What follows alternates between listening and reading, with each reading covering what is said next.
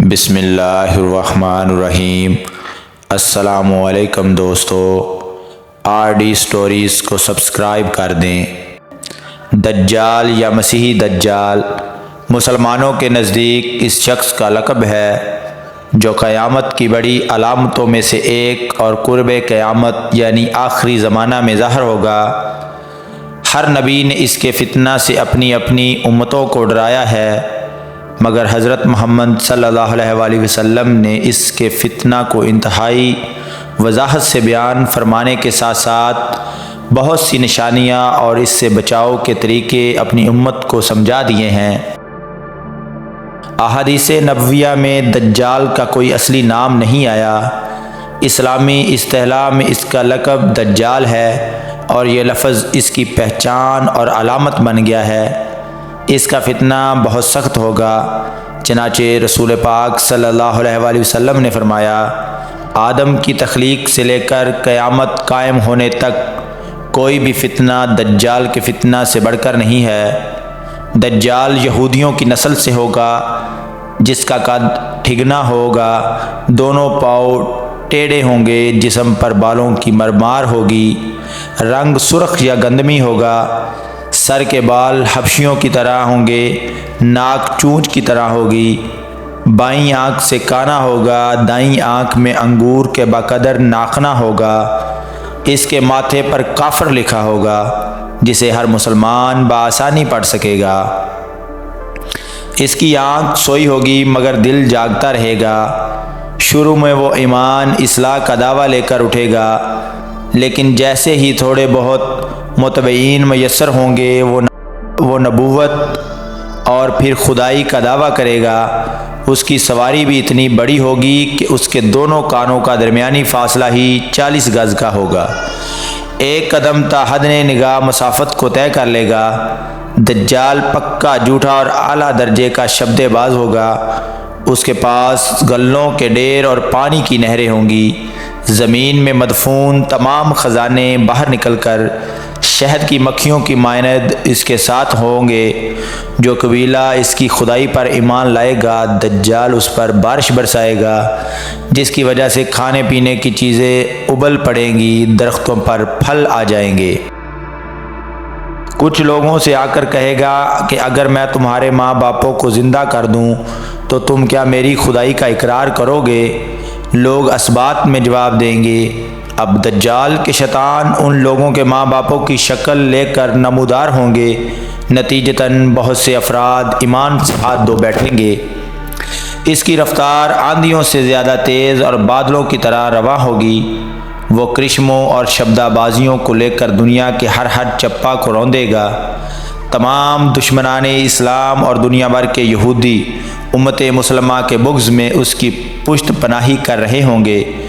وہ مکہ معظمہ میں گھسنا چاہے گا، مگر فرشتوں کی پیراداری کی وجہ سے ادھر گھس نہ پائے گا، اس لیے نامراد ذلیل ہو کر واپس مدینہ منورہ کا رخ کرے گا۔ اس وقت مدینہ منورہ کے 7 دروازے ہوں گے اور ہر دروازے پر فرشتوں کا پہرا ہوگا، لہٰذا یہاں پر بھی منہ کی کھانی پڑے گی۔ انہی دنوں مدینہ منورہ میں 3 مرتبہ زلزلہ آئے گا، جس سے گھبرا کر بہت سارے بے دین شہر سے نکل کر بھاگ نکلیں گے۔ باہر نکلتے ہی دجال انہیں لقمہ تر کی طرح نگل لے گا۔ آخر ایک بزرگ اس سے بحث و مناظرہ کے لیے نکلیں گے اور خاص اس کے لشکر میں پہنچ کر اس کی بابت و دریافت کریں گے۔ لوگوں کو اس کی باتیں شک گزریں گی، لہٰذا اس کے قتل کا فیصلہ کریں گے، مگر چند افراد آڑے آ کر یہ کہہ کر روک دیں گے کہ ہمارے خدا دجال کی اجازت کے بغیر اس کو قتل نہیں کیا جا سکتا۔ چنانچہ اس بزرگ کو دجال کے دربار میں حاضر کیا جائے گا، جہاں پہنچ کر یہ بزرگ چلا اٹھے گا کہ میں نے پہچان لیا کہ تو ہی دجال ملعون ہے، اور رسول اللہ صلی اللہ علیہ وسلم نے ہمیں تیرے ہی خروج کی خبر دی تھی۔ دجال اس خبر کو سنتے ہی آپے سے باہر ہو جائے گا اور اس کو قتل کرنے کا فیصلہ کرے گا۔ درباری فوراً اس کے 2 ٹکڑے کر دیں گے۔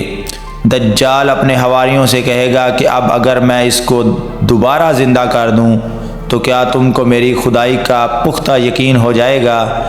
یہ دجالی گروپ کہے گا کہ ہم تو پہلے ہی سے آپ کو خدا مانتے آ رہے ہیں، البتہ اس معجزہ سے ہمارے یقین میں اور اضافہ ہو جائے گا۔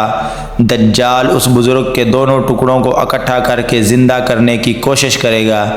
ادھر وہ بزرگ باوجہ حکم الہی کھڑا ہو جائیں گے اور کہیں گے اب تو مجھے اور زیادہ یقین آ گیا کہ تو ہی دجال ملعون ہے۔ وہ جنجلا کر دوبارہ انہیں ذبح کرنا چاہے گا، لیکن اب اس کی قدرت سلب کر لی جائے گی۔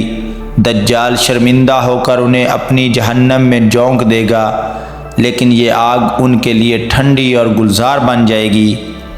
اس کے بعد وہ شام کا رخ کرے گا، لیکن دمشق پہنچنے سے پہلے ہی حضرت مہدی علیہ السلام وہاں آ چکے ہوں گے۔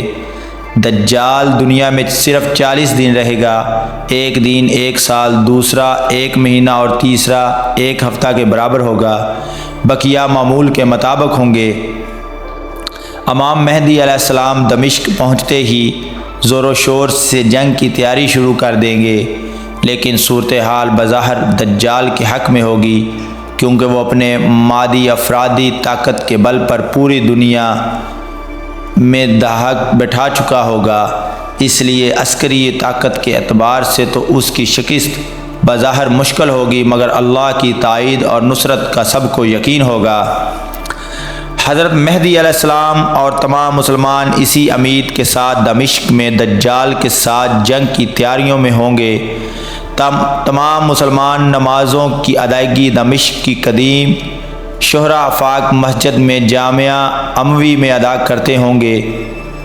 ملی شیرازہ لشکر کی ترتیب اور یہودیوں کے خلاف صف بندی کو منظم کرنے کے ساتھ ساتھ مہدی علیہ السلام دمشق میں اس کو اپنی فوجی سرگرمیوں کا مرکز بنائیں گے، اور اس وقت یہی مقام ان کا ہیڈ کوارٹر ہوگا۔ امام مہدی علیہ السلام ایک دن نماز پڑھانے کے لیے مصلی کی طرف بڑھیں گے تو عین اسی وقت حضرت عیسیٰ علیہ السلام کا نزول ہوگا۔ نماز سے فارغ ہو کر لوگ دجال کے مقابلے کے لیے نکلیں گے۔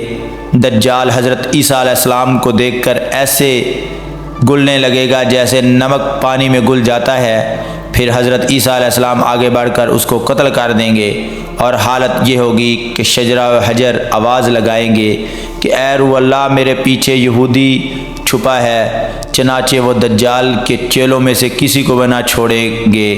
پھر وہ صلیب کو توڑیں گے، یعنی صلیب پرستی ختم کریں گے، خنزیر کو قتل کر کے جنگ کا خاتمہ کریں گے، اور اس کے بعد مال و دولت کی ایسی فراوانی ہوگی کہ اسے کوئی قبول نہ کرے گا، اور لوگ ایسے دیندار ہو جائیں گے کہ ان کے نزدیک ایک سجدہ دنیا و مافیہ سے بہتر ہوگا۔